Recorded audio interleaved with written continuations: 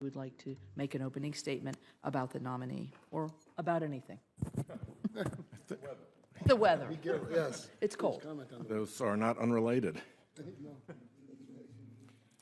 3 days ago, President Trump took office, and as Americans will recall, one of his oft-repeated pledges through the campaign was that he was going to lower costs for consumers.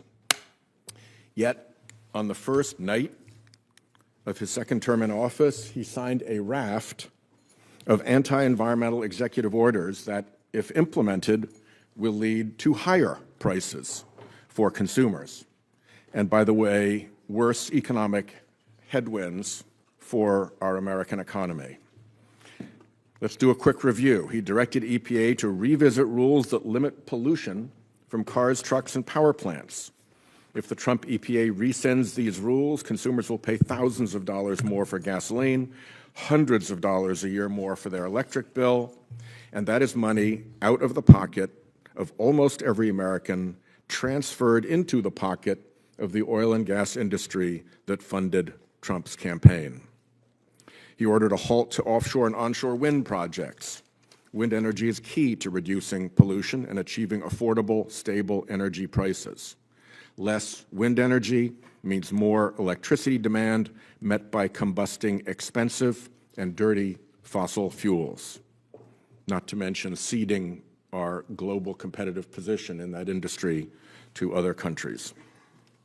He ordered a reversal of energy efficiency standards for household appliances, which would have saved the average American over $100 per year.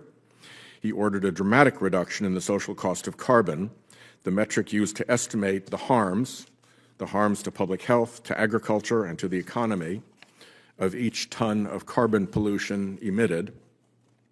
A free-to-pollute business model serves the fossil fuel industry and only the fossil fuel industry, but it is morally, economically, and environmentally wrong. He ordered EPA to revisit whether greenhouse gases are pollutants under the Clean Air Act.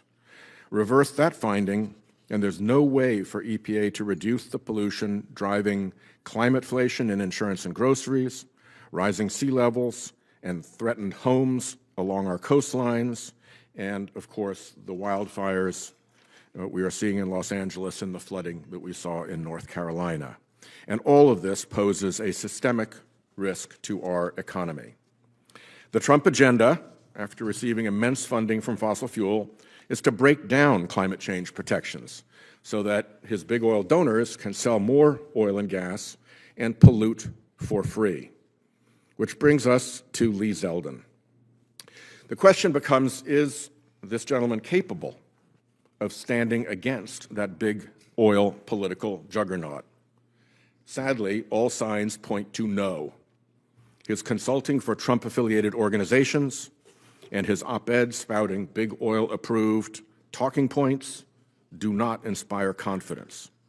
He sits on the board of a Trump-affiliated dark money operation and won't disclose its donors even to the ethics officials looking for conflicts of interest at EPA. I think the American people deserve to know who the donors are, and of course so does EPA's ethics teams, so they can know whether decisions he makes at EPA are driven by those donor interests or by the public interests. He did not disavow moving EPA's headquarters, saying only that he hasn't been told of any plans. When asked if he supported traumatizing or firing most of EPA's staff, he equivocated, "I look forward to working with the talented career staff at EPA, and I look forward to working with the very talented career staff at EPA," is how he non-answered. He refused to acknowledge that the price of oil is set by a cartel and driven by geopolitical events over which we have no control. And when asked about wind power, he spouted fossil fuel-funded talking points about harms to marine life that are offensive to anyone who knows anything about oceans and marine life. We are in a perilous moment, colleagues. We have moved from the time of climate lies, frustrating and infuriating as that period was, to the time of climate consequences. We see already the leading edge of economic danger in the present turmoil in property insurance markets. You may not like the Budget Committee report on non-renewals Treasury just did its own report coming to the same conclusions. The Financial Stability Board in this report just echoed my warnings of a cascading economic failure, from insurance markets to mortgages and real estate markets, and through that to a general shock to our economic system. It's not the first report to say that.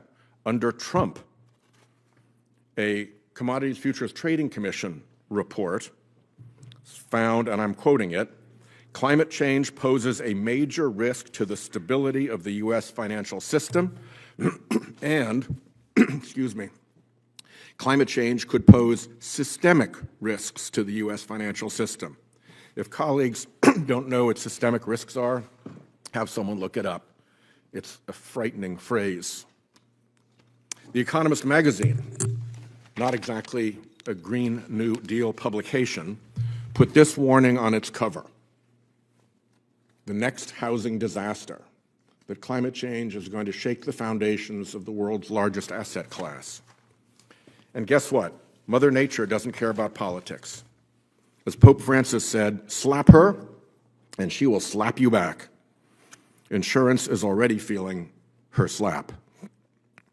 There was a time when Republican presidents picked serious, independent people to run the EPA. George W. Bush chose Christie Whitman. Ronald Reagan chose Bill Ruckelshaus. In this dangerous time, I do not see Mr. Zeldin having the independence to lead the agency in a manner that will protect us against these looming dangers. He doesn't even seem to see that they exist.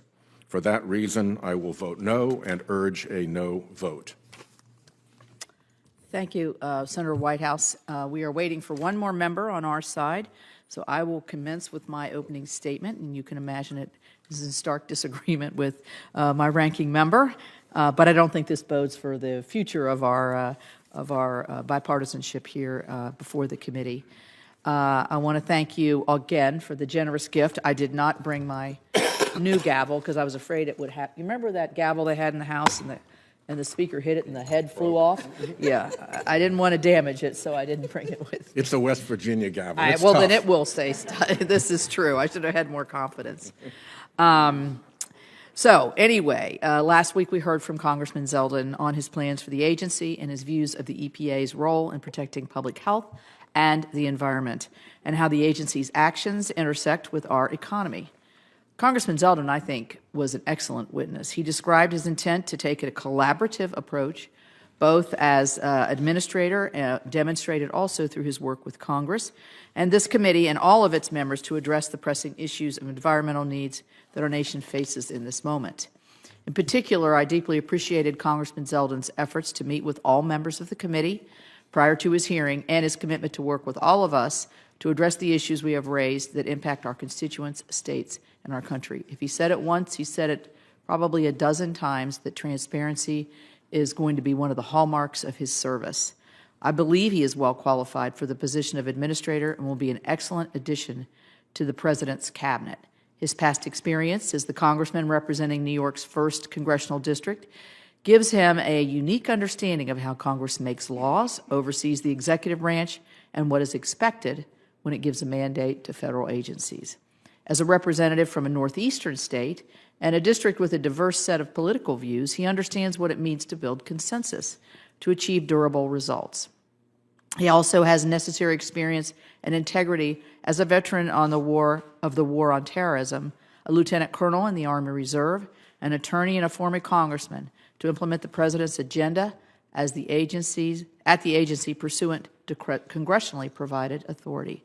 Finally, I was very pleased during his testimony to see how he intends to run the agency in line with the laws that the Congress has passed, with the goal of prioritizing EPA's actions on the core responsibilities of the agency that are essential to protecting health and our land, air, and water. As we have seen over the past 25 years, the policy of the EPA can have a significant impact on not just the environment, but our economy.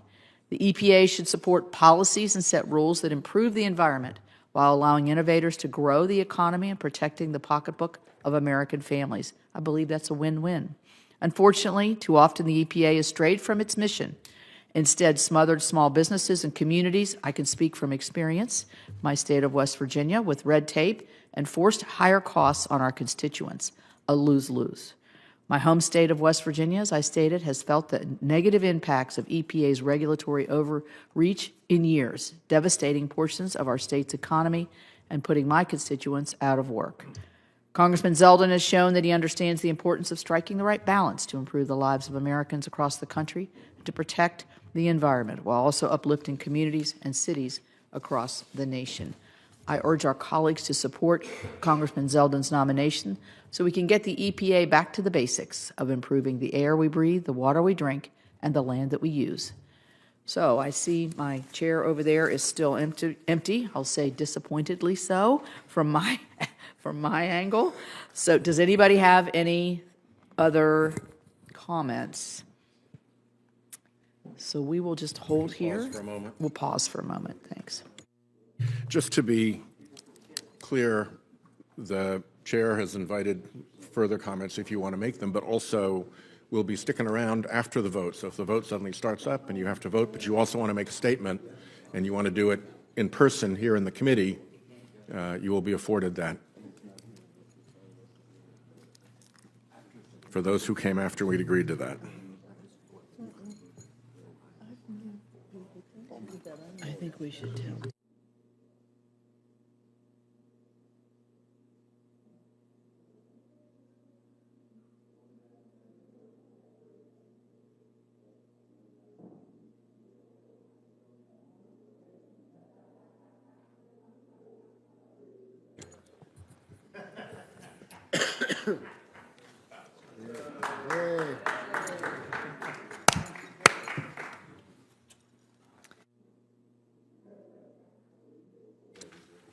All right.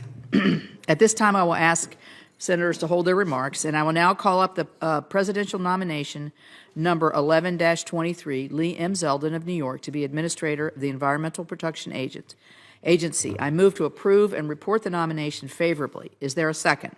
Second. Thank you very much. The clerk will call the roll. Ms. Offenbrooke. I vote no. Ms. Blunt-Rochester. No.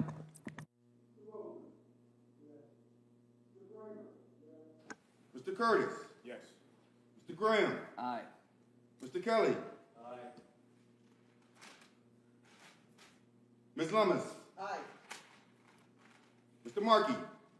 No by proxy. Mr. Merkley. Mr. Moran. Aye. Mr. Padilla. No. Mr. Ricketts. Aye. Mr. Sanders.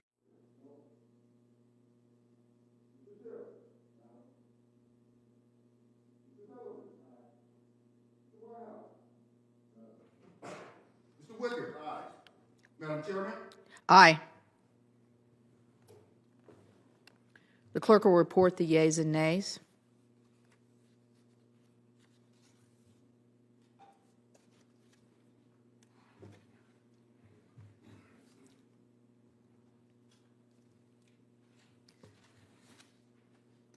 Madam Chairman, the yeas are 11 and nays are 8. With that, the nominee is favorably reported, and the chair notes for the record the presence of a quorum. And if anybody has remarks, we can move forward. But I thank you all for coming. We had great full attendance here. Thank you for being here.